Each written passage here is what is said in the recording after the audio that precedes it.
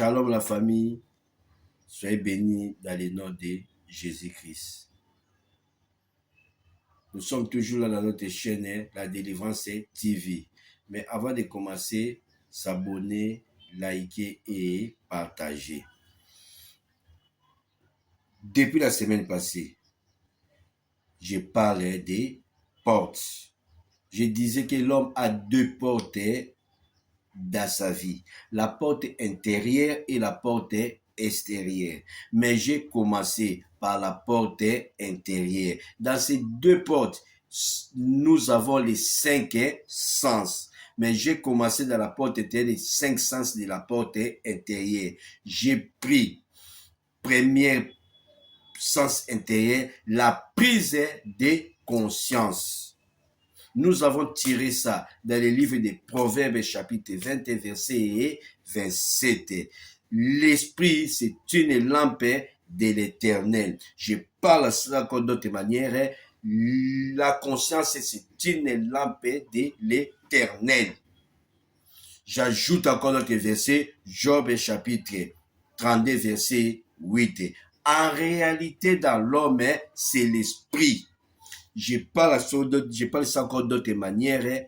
En réalité, dans l'homme, c'est la conscience. Qu'est-ce que signifie la conscience? La conscience, c'est une lampe que Dieu a mis en toi pour que tu distingues les biens et les mal. Quand tu prends des décisions, l'homme, personne ne te voit. C'est ça la prise de conscience.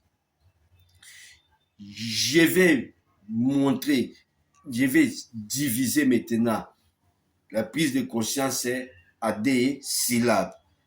La conscience plutôt à des syllabes. Quand je prends con signifie avec. Science signifie savoir. Donc ça veut dire savoir avec Dieu. C'est ça la conscience.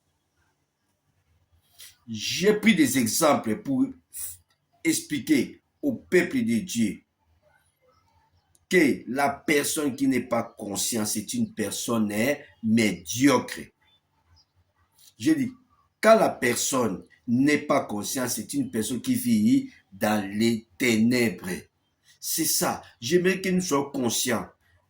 Quel que soit dans notre vie, dans notre mariage, dans notre travail, dans nos maisons, dans nos foyers, dans nos églises, toi qui cherches la délivrance, toi qui cherches la guérison, toi qui cherches les miracles, sois conscient. C'est dans la conscience arrive la délivrance. C'est dans la conscience arrive la guérison. C'est dans la conscience tu auras les maîtrises de ton mariage, de ton travail, de ton foyer.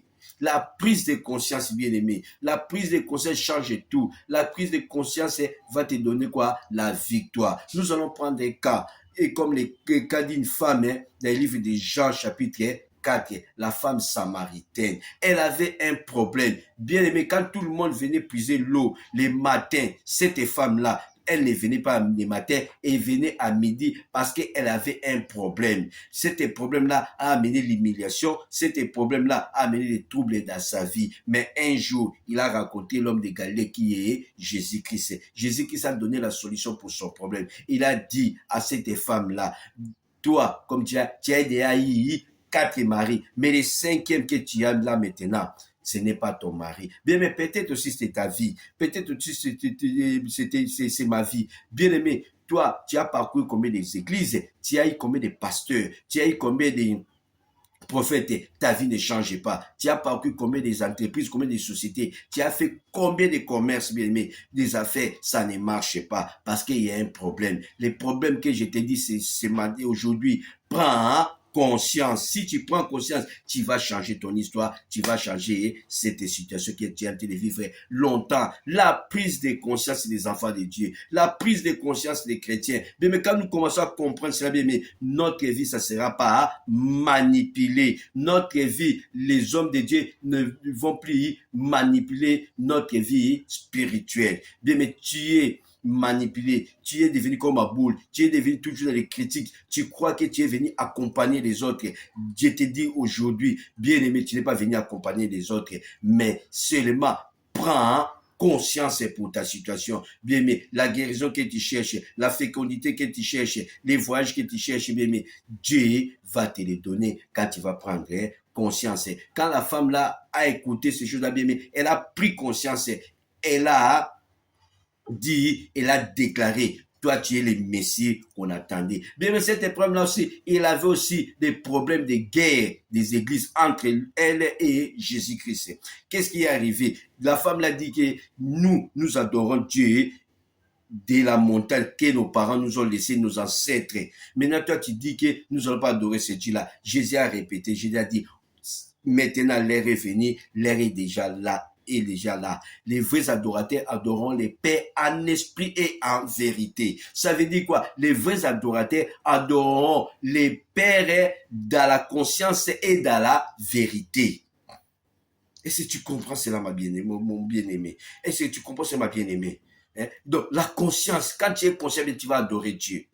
Quand tu n'es pas conscient, tu ne peux pas adorer Dieu. Ce n'est pas dans les 4 mille que chaque dimanche que nous partons. Oh Dieu là-bas. Dieu n'est pas là-bas parce que tu n'es pas conscient. Tu peux partir à 4 églises, tu peux partir partout. Mais tu vas voir que quand tu n'es pas conscient, mais ton adoration est rien. Comme quand la Bible dit que vous adorez.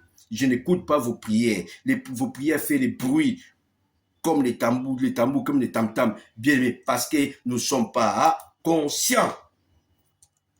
Dieu est esprit. Celui qui adore Dieu, il faut qu'il soit esprit. Ça veut dire quoi? Dieu est esprit. Celui qui va adorer Dieu, il faut qu'il soit quoi? Conscient. C'est ça la prise de conscience, bien aimé. Ce que je suis en train de montrer. Je suis en train de parler aux chrétiens, aux enfants de Dieu. Ta vie est manipulée. Nous adorons Dieu dans l'hypocrisie, dans les mensonges. Aujourd'hui, je t'ai amené une bonne nouvelle, bien-aimé. Prends conscience dans toutes les choses que tu fais dans ta vie, quel que soit aussi dans tes études. Prends conscience, mon frère. Prends conscience, ma soeur. Quel que soit dans l'université, quel que soit dans ton école. Là, tu es là, mon fils, ma fille. Prends conscience. Là, tu es dans ton église, là. Prends conscience, bien-aimé. Dieu va changer ta situation. Je prie dans le nom de Jésus. Père, dans le nom de Jésus-Christ, que ton nom soit élevé. Ce matin, Père éternel, mon Dieu, mon papa. Délivre-nous, Père éternel, mon Dieu, mon papa, dans l'hypocrisie. Délivre-nous dans l'humiliation, afin que ton nom soit glorifié. Donne-nous un témoignage, Père éternel, mon papa. Saint-Esprit, transforme notre vie. Transforme notre vie, afin que nous soyons les peuples conscients, quel que soit ici au Congo, quel que soit dans nos églises, nous soyons des peuples conscients. Que ton nom soit glorifié. Dans le nom de Jésus, j'ai ainsi prié. J'ai dit Amen. Que Dieu vous bénisse. Soyez bénis dans le nom de Jésus.